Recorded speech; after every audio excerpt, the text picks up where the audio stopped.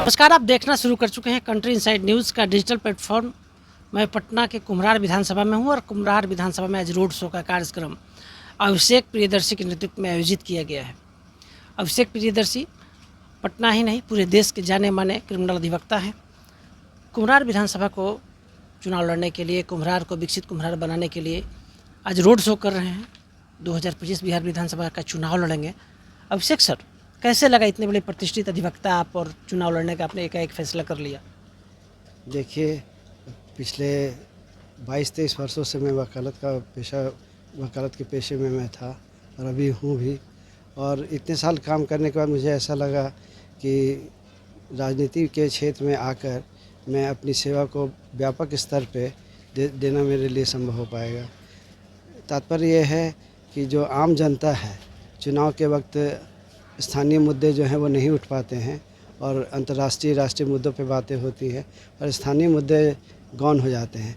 आम आदमी जो है वो अपनी दिन भर की समस्या अपने जीवन यापन करने में ही बिता देता है। वो अपनी आवाज़ या अपने क्षेत्र के लोगों की आवाज़ नहीं बन पाता है।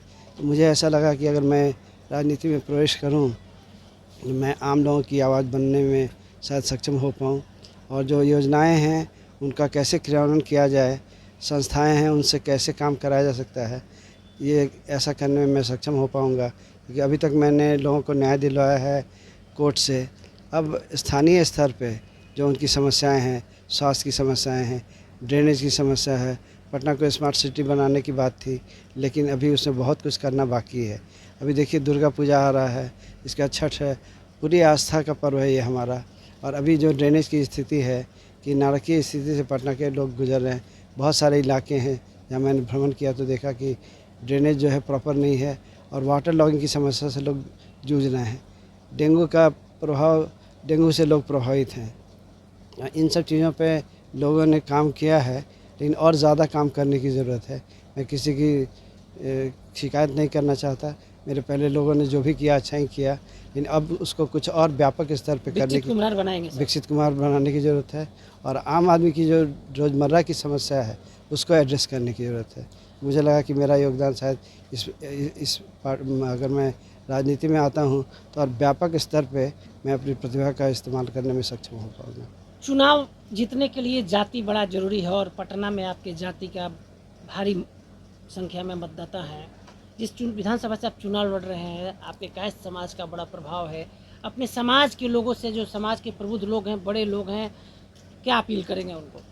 देखिए, सबसे पहले तो मैं ये कहना चाहूँगा कि पटना बड़े ही प्रबुद्ध लोगों का इलाका है और मेरे समाज के लोग की हिस्सेदारी काफ़ी है, इसमें कोई दो राय नहीं है। लेकिन अगर जब आप सामाजिक स्तर की बात करते हैं तो किसी जाति विशेष के प्रति आपका आग्रह नहीं होना चाहिए। आपको अपना काम करना है, अपने काम से मतलब है। और अगर आप अच्छा काम करेंगे, लोगों के लिए काम करें, सभी के लिए काम करेंगे तो सभी लोग आपके साथ रहेंगे, वो चाहे किसी भी जाति के हों, किसी भी धर्म के हों। सर, आप बिहार के बड़े नेत्र सर्जन के बेटे भी हैं। जी जी, मेरे पिताजी डॉक्टर सुरेश कुमार वर्मा जब नहीं रहे, स्वर्गीय doctor Suresh Kumar Verma Patna medical college hospital में ENT के हेड ऑफ द डिपार्टमेंट थे और 1992 में वो सेवानिवृत्त हुए और उन्होंने अपने पूरे जीवन में बस गरीबों की सेवा की।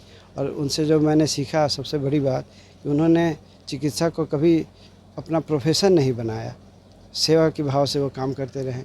तो वो गुण मेरे अंदर भी, मैंने कोशिश की है कि उनके पद चिन्हों पे चल पाऊँ।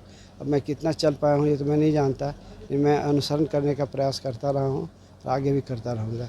राजनीति में भी आने का उद्देश्य सेवा ही है, व्यवसाय सेवा की बात तो सभी पॉलिटिशियन करते हैं सर जी, लेकिन जो मध्यम वर्ग, निम्न मध्यम वर्ग है, उसकी सुधि कोई नहीं लेता है सर। सब भगवान भरोसे रहता है। कैसे उसको ठीक करिएगा?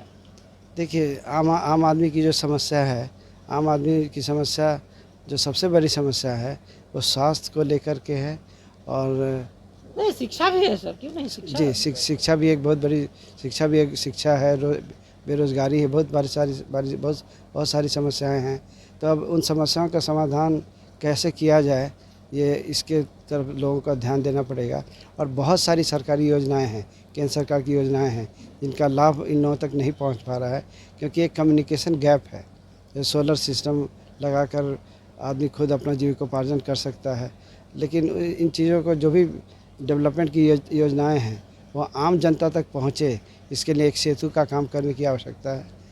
अंत में कंट्री साइड के माध्यम से कुम्हरार विधानसभा की जो आम जनता है जो आपको वोट करेगी, क्या अपील करेगा उनसे?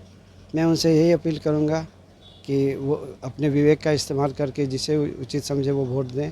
लेकिन इतनी बातें मैं ज़रूर कहूँगा कि वो ये ज़रूर समझें कि जो व्यक्ति उनके प्रति समर्पित है और उनके प्रति आस्था रखता है और उनके वोट का कीमत समझता है और वाकई उनके लिए काम करने की संभावना है। पहले जिसने भी कोई वादा किया तो कितना वादा को पूरा कर पाया, जितनी भी अपेक्षाएं थी वो पूरी हुई या नहीं।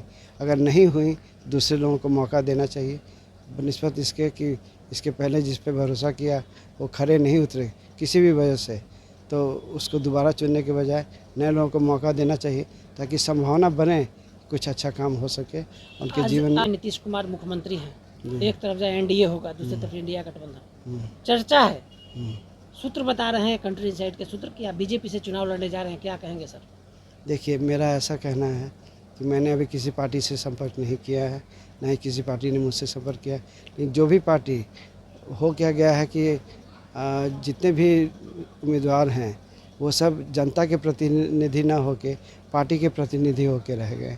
तो मैं चाहता हूं कि अगर कोई मेरी विचारधारा का सम्मान करेगा, कोई पार्टी जो मेरे विचारधारा का सम्मान करे, मुझे जनता के मुद्दों के लिए पार्टी के अंदर और पार्टी के बाहर भी लड़ने का मौका दिया जाए और अपनी बात को उठाने का मौका दिया जाए, वैसे पार्टी से अगर कोई प्रस्ताव आता है तो मैं उसका सम्मान करूँगा।